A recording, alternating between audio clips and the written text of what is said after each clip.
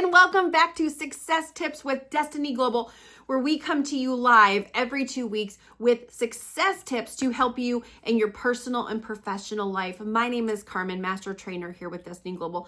And tonight we are going to be talking about the secret to letting go of your comfort zone.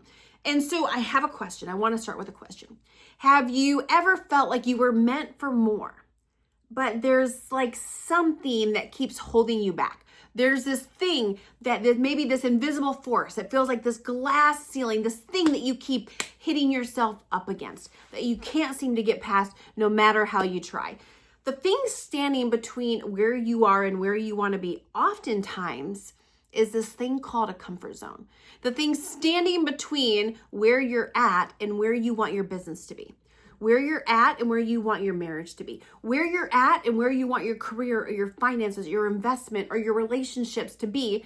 Oftentimes with most of the population, the thing standing between where we're at and where we want to be is this big, fat, stinking thing called a comfort zone.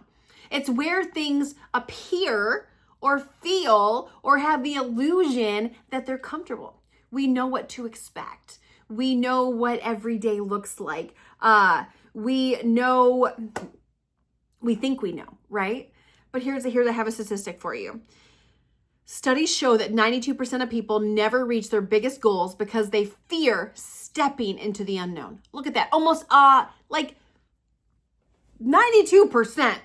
That means over 9 out of 10 people, 92 out of 100 people never reach their biggest goals because they fear stepping into the unknown. So people who push past their comfort zones, they often double their personal and professional growth compared to those who play it safe. So when you think about a comfort zones often seem comfortable. But when we're comfortable, a comfort zone is actually a danger zone. There's a saying I have with my personal clients that I coach with. And oftentimes, whenever I'm coaching with somebody who has reached a stuck point, they've reached a point where they feel stuck. This invisible barrier. Oftentimes, it's because they're living in this place called a comfort zone. So, oftentimes, why are we stuck? Why are we stuck in comfort? A couple different reasons. Number one can be fear of the unknown. We fear the unknown. We fear what we don't know. And the brain's job, our brain is wired to stay away from risk. To keep the safe choice, to play it safe. And oftentimes playing it safe and avoiding risk is the very thing that keeps us stuck. In fact, you're not going to find anybody who has had a lot of success on this planet that has gotten there by playing it safe. Success requires taking risk of failing, risk of losing, risk of looking stupid. In fact, you won't find a successful person on the planet that cannot tell you all the ways and all the times that we've looked stupid, because we have a whole bunch of them where we look stupid, we felt humiliated, we took a risk and it didn't work out. In a comfort zone, I heard this analogy years and years and years ago, and it's called a lizard brain. So oftentimes when we're in a comfort zone, experts have compared our brain to a lizard brain. Why? Because lizards are designed for survival. Lizards are designed for survival, not success. And so often I see humans doing the same thing. We're living a life just to survive. We're making choices just to survive. We're not making choices to live. And so you want to avoid lizard brain, okay? Another trap for a comfort zone could be the someday trap. The someday. Oftentimes, 98% of the population thinks they have time. That time is going to help them figure it out. And so it can be, you know what, next month, next week, next year, someday I'm going to write my book. Someday I'm going to take my wife to Greece. Someday I'm going to build our dream house. Someday I'm going to get to one of those events called First Steps to Success. And it's I'll do it later. I'll do it when the time's right. I'll do it when I have the money. I'll do it when the kids are out of school. I'll do it when I feel like it. I'll do it when I get around to it. So it's pushing off what we should be doing today. It's pushing it off to another day. So that's another thing that can keep us trapped in a comfort zone. The third and final thing I want to talk about is the myth of security. Okay, the myth of security. And why do I say myth? Because a myth is like an illusion. It's something we think. So it often feels safe in our comfort zone, but it's actually what's keeping us trapped. It's actually what's keeping us stuck. It's actually what is, even though it feels safe, It's what's keeping us from living our dream life. Job security is an illusion. Yeah, it is. Listen, we never know if our job's going to be there. How many companies have we seen shut down? How many companies have we seen go out of business? We never know when layoffs are coming, recessions, automation that takes our job away. Like, we never know. So there's no job, there's no business that is safe. There's no business that is guaranteed that it's going to be here tomorrow. And so people who never invest because they fear risk, yet inflation quietly steals their savings because they just saved. They never made any investments. So oftentimes, these are the three reasons why people stay stuck in a comfort zone: fear of the unknown, the someday trap, and the myth of security or safety, hence our comfort zone. So some three things. Let's talk about the secret to letting go of the comfort zone. Because when you can get out of your comfort zone, this is where things start to rapidly happen. This is where we see things start to shift fast. When people can get out of what's been keeping them stuck, what's been keeping them where they're at, and they can start to shift, that's where they see shifts in their life. Things start to happen in their finances, promotions, the debt avalanche, paying off a large amount of debt. We see relationships restored, marriages healed very, very quickly when we've struggled for years and years and years. So I want to give you a couple of the keys for the secret of getting out of your comfort zone. Number one, shift your mindset. From avoiding discomfort, avoiding the unknown, to discomfort equals growth. Discomfort equals growth. So when we're uncomfortable, when something feels uncomfortable, oftentimes it means we're growing. It means we're learning. It means we're stepping out in faith, and we're requiring ourselves to learn new skill, to take risks, all right? And so everything we want is just outside of your comfort zone. So if it scares you, if it makes you nervous, if you're like, oh, I don't know what I'm doing, I don't know how to do this, oftentimes that's a sign that you should be doing it, that you should be saying yes. If you know everything you need to do at your job, you're just, you got it all together. You could literally do your life blindfolded. That's a huge red neon sign that you're inside of your comfort zone, okay? All right, so in reframing fear, so instead of what if I fail, what if I grow? What will I learn from this? What do I need to learn from this experience? It's not fearing failure, it's growing through failure.